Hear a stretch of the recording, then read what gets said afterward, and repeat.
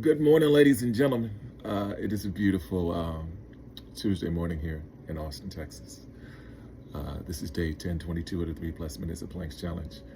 And as always, I am filled with gratitude. Thoughts on my mind this morning. I had a conversation with my mother 2 nights ago and talked about it a little bit yesterday. And it was a really enlightening conversation. And the conversation has still been on my mind even over the last couple of days.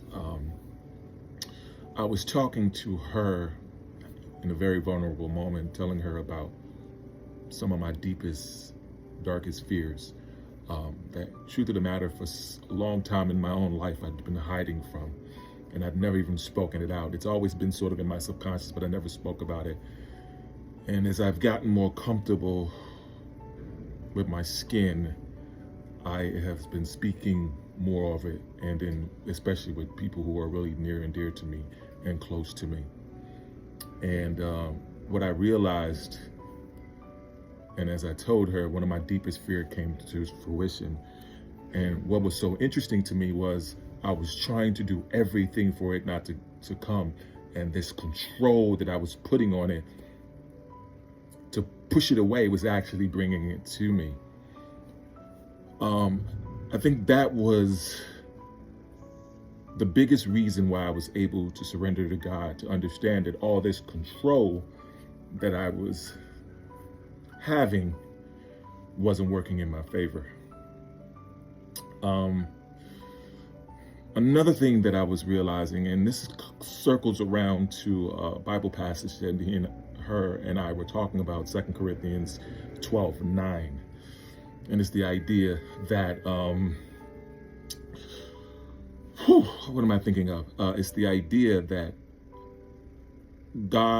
he asked God to take out the thorn in his flesh.